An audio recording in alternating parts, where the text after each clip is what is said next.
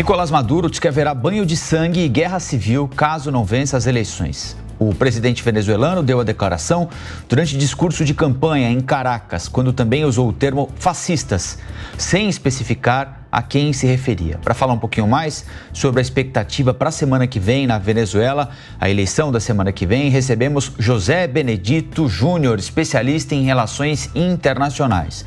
Professor, bom dia e muito obrigado pela entrevista. Bom dia, Rafael. Eu que lhes agradeço. Bom dia a todos que nos acompanham também.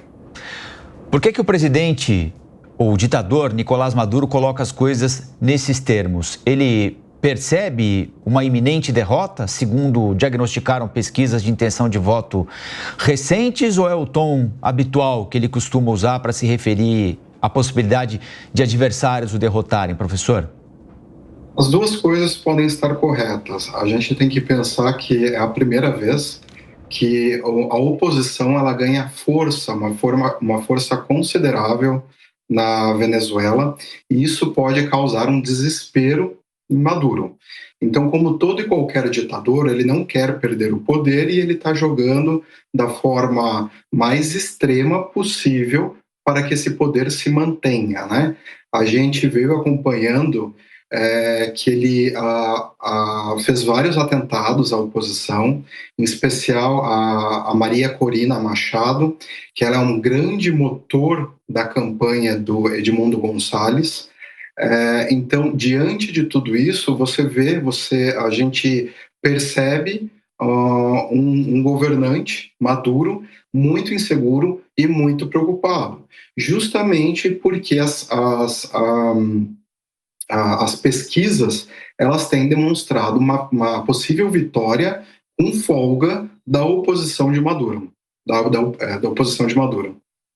Mas, professor, há chances reais de essa oposição não só ganhar as eleições, que é o que indicam, então, essas pesquisas eleitorais, mas de levarem, de fato, essa eleição, de assumirem a Venezuela? Existem, sim. Se formos considerar que essas pesquisas estão corretas, vamos colocar aqui como exemplo o Instituto Delfos, que recentemente levantou que a pontuação da oposição é de 59% contra 24% aproximadamente de Maduro, a gente pode verificar que existe sim essa possibilidade real, porém a gente precisa também levar em consideração que é possível que hajam falhas em institutos, em pesquisas eleitorais. Claro que quando a gente fala de uma falha tão grande, esses números tão distantes, uma falha é menos possível, mas a gente ainda sabe muito pouco sobre as metodologias, sobre como essas pesquisas estão sendo conduzidas. Mas sim, existe uma grande possibilidade de que a oposição vença caso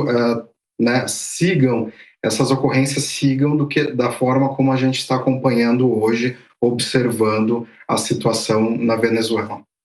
Professor, a Justiça Eleitoral brasileira vai mandar 2 observadores para Caracas no próximo domingo para acompanharem a disputa. É uma decisão difícil, seja ela qual for. Não participar é afastar de vez a Venezuela da possibilidade de tentar trazer o país para um ambiente democrático. Participar é o risco de legitimar, de carimbar uma eleição sobre a qual pesam seríssimas dúvidas. Como é que o senhor avalia a decisão tomada pelo TSE? Eu acho que foi bastante prudente o envio do TSE para a Venezuela, embora a União Europeia não esteja presente lá para acompanhar as eleições. O Brasil, como um país vizinho, um país que existe uma relação devida a estar na América do Sul com a Venezuela, e a pedido do convite, é importante que o Brasil se faça presente. Acho pouco provável que o desenrolar disso respingue no Brasil, porque a qualidade do Brasil nessa situação é de observador de como a eleição vai ocorrer, né? O que poderia gerar uma certa dúvida, um certo desconforto para o Brasil, é que caso Maduro venha ganhar o pleito, caso venha perder o pleito, de como ocorreria essa transição de poder. realmente seria um ponto aí para a gente observar. Agora, professor, eu queria perguntar para o senhor, pedir, na verdade, para o senhor trazer para a gente um pouco quem é esse opositor de Maduro, que, segundo a pesquisa até que o senhor mencionou, tem 59,1% das intenções de voto. Quem é Edmundo González Urrutia? Bom, Edmundo, ele já tem uma carreira política estabelecida na Venezuela. Ele foi embaixador na Argentina e na Argélia. Então, ele já tem esse traquejo político, não é algo novo para ele. Porém, no começo, ele não era um nome que tinha muito destaque no país. Quem, de fato, tinha destaque era a Maria Corina Machado. Ela, sim, ela tem uma longa data de política, se posicionando como opositora do governo Maduro, porém, ela sofreu uma série de sanções, uma série de ataques, que fez com que ela se afastasse da disputa. Então, quando entra Edmundo, ele vai ser impulsionado, ele vai ter por trás Corina, que ela vai servir como um motor para a campanha dele. E é justamente essa sinergia, é justamente essa parceria que vai fazer com que González seja conhecido tanto na Venezuela quanto fora da Venezuela, a ponto de colocar em risco aí o terceiro mandato de Maduro, que é um governante que está aí há 2 mandatos no governo da Venezuela, 2 mandatos, 6 anos cada, né? Que já herda um governo de Chávez, ou seja, a gente está falando de muito tempo no poder e a gente vê surgindo aí a Corina e González juntos fazendo uma frente que chama a atenção do mundo inteiro. Agora, professor, o senhor acredita em banho de sangue caso Maduro perca a eleição? O senhor acha que as coisas vão chegar a esse ponto?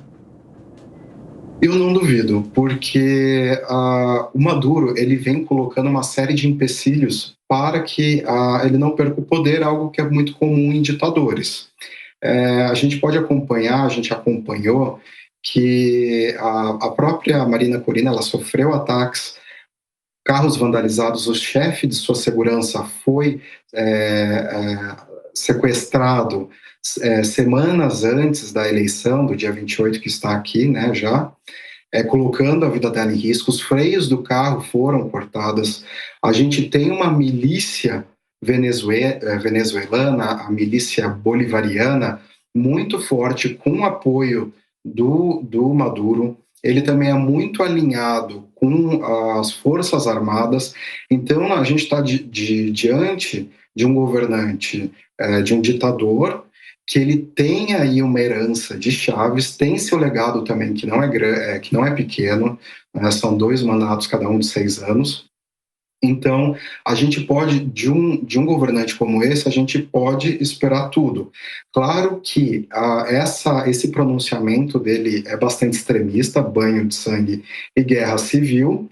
Talvez a gente não chegue, talvez a gente não presencie tal ponto extremo, mas caso ele venha a perder, a gente espera a gente acredita na possibilidade de que ele venha a dificultar o máximo na transição do poder, e essas consequências podem chegar a conflitos internos no país, sim. Nós conversamos com José Benedito Caparros Júnior, especialista em relações internacionais. Muito obrigado pela entrevista, bom domingo e até a próxima. Eu agradeço.